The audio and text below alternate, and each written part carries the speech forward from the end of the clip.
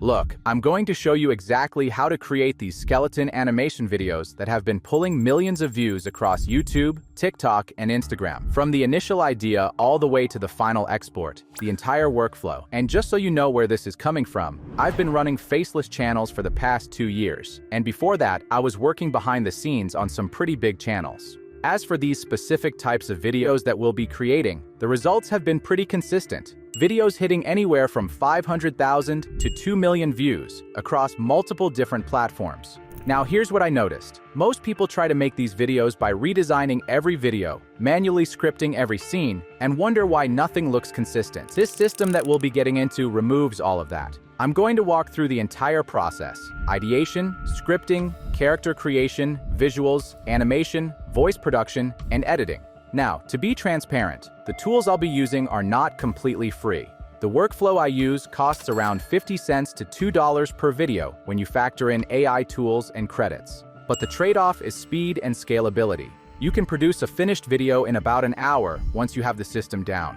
Alright, the first step is coming up with the actual video idea. What we'll be doing is using a structured prompt to generate multiple ideas at once, then picking the best one. What we'll need to do is head to the Notion where I keep all my prompts organized, grab the topic generation prompt, and paste it into ChatGPT. In the placeholder, input how many ideas you want. I'll be going with 20 video ideas, and for this example video, I'm going with which pressure crushes last, because it has a natural progression that builds curiosity. Once ChatGPT generates the list, go through and pick the one that feels most engaging.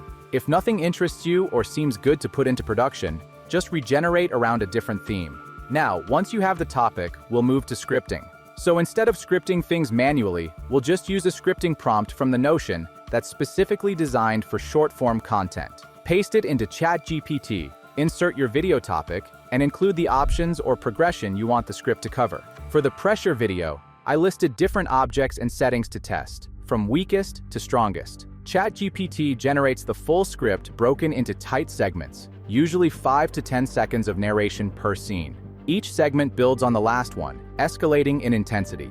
And these types of videos are quite short, anywhere from 35 seconds to around a minute. So once your production is locked in, you can honestly get videos like these out pretty quickly. The next step is creating your base character, which will be the skeleton. For this workflow, I use a skeleton character, and that's what the prompt is based around too. But you can create anything. Animals, objects, abstract figures, whatever fits your format. And to do that, you can just insert the skeleton prompt into ChatGPT and prompt it to change the character from the skeleton to your desired choice. Now to generate our character, what we need to do is grab the skeleton generation prompt from the Notion, head to Flow AI and paste it in, and make sure the aspect ratio is 9:16, and generate. Once you generate it, pick the one that looks most consistent. Then we'll produce the rest of our visuals through that one. This will become our reference image for every scene moving forward. Here's something I learned. AI doesn't naturally keep characters looking the same across multiple generations. So once you find a character you like, you never delete that image. That becomes your brand.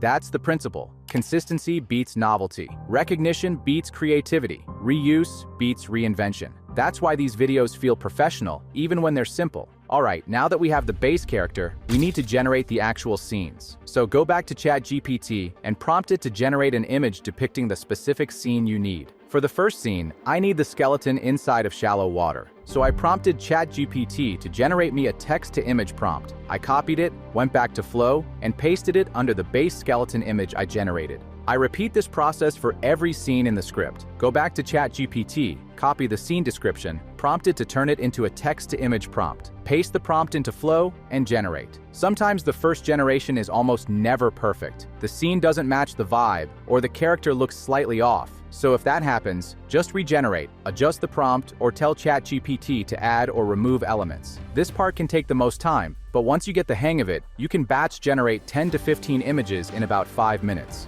Now, once you have all the images, we'll turn them into videos. How we'll do this is we'll paste all of our generated image prompts into ChatGPT. Then type a similar prompt to what I'm using. This will give us our image to video animation prompts optimized for VO 3.1.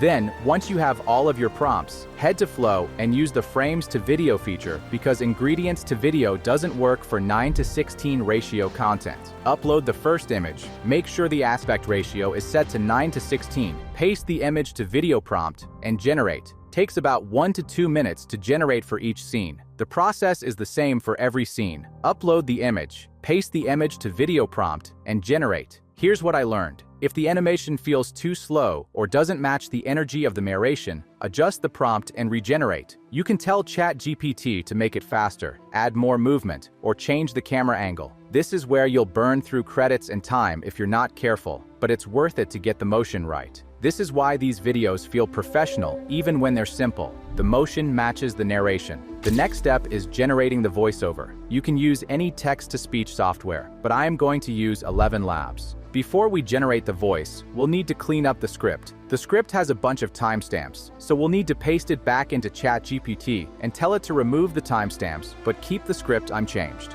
Once we have the clean script, head over to 11 Labs. I'm using a voice character called Jonathan. Feel free to copy it if you want the same tone. Paste in the script, format it so the pacing feels natural. Then hit generate. Listen to both and download the one that sounds better.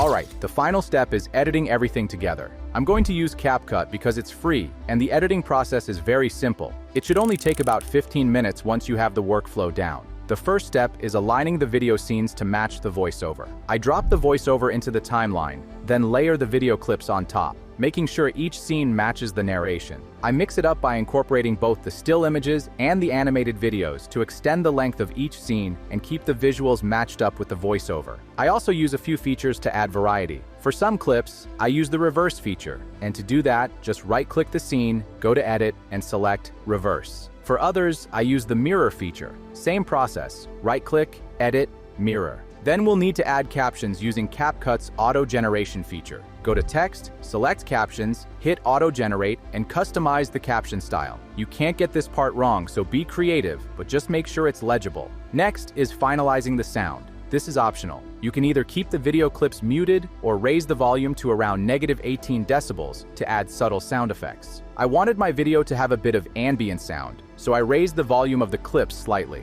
I also added ding sound effects for when it transitions between scenes. Then I went over to the YouTube audio library to find some background music. I went for an 8-bit vibe and used an 8-bit version of Lacrimosa Requiem. I lowered the decibels to around -18 so it doesn't overpower the voiceover. And that's pretty much it. Once you're finished, give everything a final playthrough to make sure it looks and sounds good. Then export. You can upload these to YouTube Shorts, TikTok, and Instagram, and even Facebook.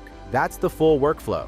Now, to be honest, this first video is going to take longer than you want, probably 3 to 4 hours. But by video 5 or 6, you'll have the system down, and you'll be finishing videos in 1 to 2 hours, maybe even less. The key isn't perfection, it's repetition, consistency. The more you run through this workflow, the more dialed in you are, and the faster you get. Most people quit after the first video because it feels too slow, too technical, too hard. But the ones who push through and post 20 videos, they're the ones who start seeing consistent results. At that point, you're not making videos anymore. You're running a process that'll eventually earn you compounding cash. The creators inside Creator OS are doing exactly that. They aren't figuring this out alone. They're seeing what actually scales, what formats retain, and what systems remove the guesswork and the time. If you're tired of restarting from the beginning and you just want a clear path forward, that's what Creator OS removes and was built for. First link in the description or pinned comment if that sounds like you. Thanks for watching. I'll see you in the next one.